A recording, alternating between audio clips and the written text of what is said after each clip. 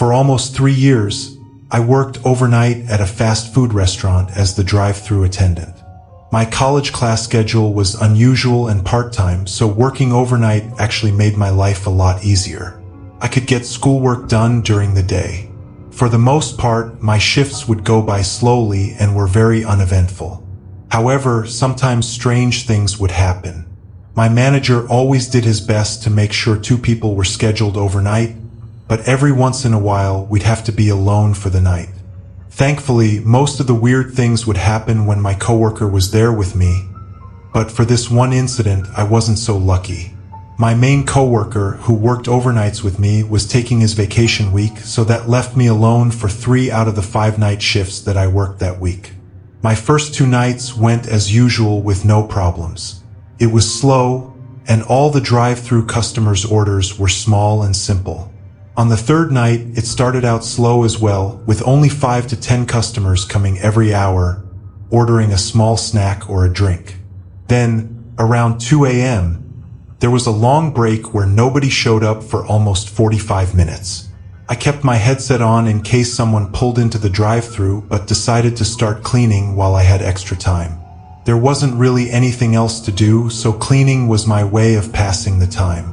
I'm not really sure how long I was cleaning, as I was never interrupted, but I passed by the front counter at one point and noticed bright headlights shining through the front window of the store. The car was parked right outside the doors. Our restaurant's dining room closed at 9 p.m. every night and only kept the drive-thru open, so it was a little weird that someone was parked there. But, of course, I didn't think too much of it. They could have just parked to pull up directions on their iPhone or something. So I continued with my cleaning. A few minutes later, though, my headset beeped, signaling that a customer was in the drive-thru lane. I quickly made my way to the window and asked how I could help them. A man spoke softly, asking for a large soda. I told him to pull forward and began pouring his fountain drink. As usual, the guy pulled up really quickly, but I was still pouring the drink. Out of the corner of my eye, I noticed he was looking in the window at the restaurant. Some people did this, but I never understood why because it made it really awkward. I finished up and handed him the drink. He gave me exact change and I thanked him, telling him to have a good night. As I stepped away and went back to cleaning, I wiped down a few counters and reorganized a small shelf. As I passed by the window, I jumped back a little because the man was still there, staring at me. "Did you need something else, sir?" I asked. He didn't respond for a moment, not even reacting to my question, before finally saying, "No," and driving away.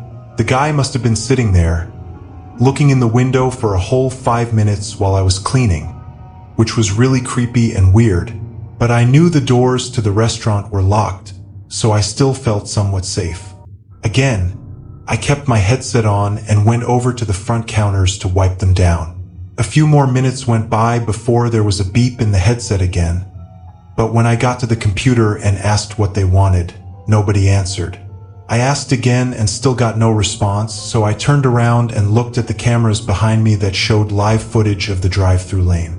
Strangely, the car had passed the ordering station and was stopped several feet behind the window I was standing at. I looked closer and recognized the car as the man from just a few minutes ago. At this point, I was starting to get pretty nervous, so I backed away from the window and stood around the corner. From where I was out of sight from the window but could still see the footage from the camera. I couldn't tell what the guy in the car was doing, but I could see movement in the grainy video. A minute later, he pulled the car up quickly and started banging on the window aggressively. I was startled, but after a few moments, he sped his car out of the drive-thru lane and parked right in front of the front door. The driver's door swung open, and the man got out, holding something in his hand as he quickly approached the front door. I immediately grabbed the store phone and called 911 as the man aggressively shook the handles, trying to force the locked doors open. Thankfully, he gave up after a few tries and ran back to his car, driving away. The police made sure I was okay when they arrived, and I told them what had happened. From what I heard, They came back in the morning to speak with my manager and collect the camera footage so they could get a license plate. I was never updated on the situation after that, so I'm not sure if he was caught. I've always assumed the man was attempting a robbery, but there's no way to know for sure. Being alone that night made me an easy target, and a lot of horrible things could have happened. There would have been no one there to help me.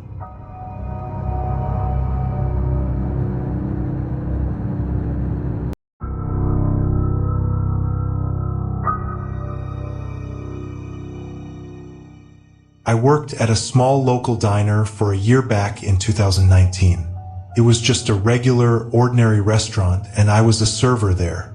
The place closed at 10 every night, but my shift actually ended at 11 because I had to clean all the tables in the back room before heading home. It was a normal night of closing alone, and I had just locked the doors at 10 p.m. I began wiping down the tables, but after just a couple of seconds, several loud knocks came from the front door. It made me jump, but I looked over and saw a man standing there, looking through the glass door. I spoke loudly, telling him the place was closed for the night. This had happened before, so it wasn't much of a big deal. However, the guy stayed there for a little bit, as if he didn't understand what I said. I walked closer to the door. "Sorry, the store is closed. We aren't taking any more orders tonight." I spoke even louder this time, so I knew he heard me. The guy looked at me for a second with no reaction before making a slight smile and turning around as he walked away. I thought he might have been drunk or something, but I forgot about it after a couple of minutes and continued with my work. I finished cleaning all the tables and started wiping down the front counter when I saw, out of the corner of my eye, a figure moving towards the front door, followed by knocking again. It was the same guy from 15 minutes ago, standing right outside, looking through the door at me. I'd never had someone do this before, so I was more annoyed this time. I raised both of my arms up, as if to say, "What are you doing?" The man, still staring at me, knocked again. I told him in a very loud and strict voice that we were closed and he needed to leave. This time, though, he looked very bothered by what I had said. He tensed up, then gave the door a small push, as if to test if it was locked or not, before walking away. "What the hell is wrong with that guy?" I said out loud to myself as I walked towards the front windows to make sure that he was leaving the area. I didn't see him anywhere in the parking lot, so I figured he was gone for good. I checked the time and was slightly annoyed as it was later than I was hoping. But just as I began walking over to the counter, a sudden loud bang came from the restaurant's back door. I froze in fear, as I wasn't confident whether or not the back door was locked. A couple of seconds later, they began hitting the door over and over. Knowing now that the door was locked, I realized I needed to leave while I still had the chance. I sprinted out the front door and got into my car, calling the police as fast as I could. After a minute or two, I could see through the restaurant window as the man appeared and began looking through the whole building. Then he tried to open the cash register, but I think he gave up after a few tries and then disappeared to the back of the store. Once the police arrived, they made sure the man was gone and got the whole story from me. The back door had huge dents in it, and the door handle was almost completely gone, clearly having been beaten by a hammer or something. But other than that, there wasn't much damage or even anything stolen, aside from the tip jar that we kept at the front counter. I just find it crazy that some people are willing to do these sorts of things just for a couple of extra bucks. Who knows what he would have done if I had stood in his way.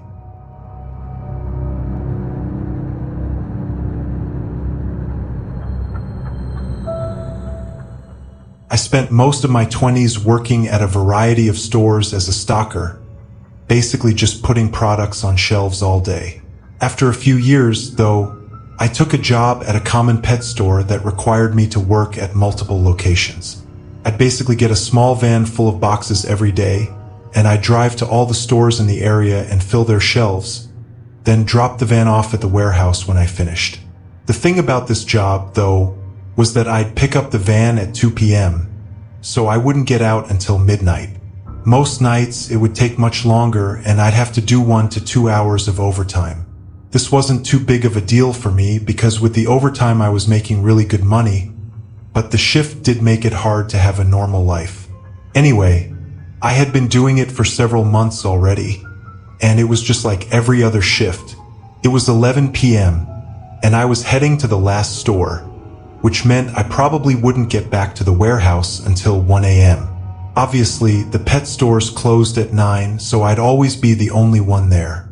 There was a small dock in the back where I could pull my van up and then take my dolly out to roll the boxes in. So, I pulled up as usual and unlocked the door to the building.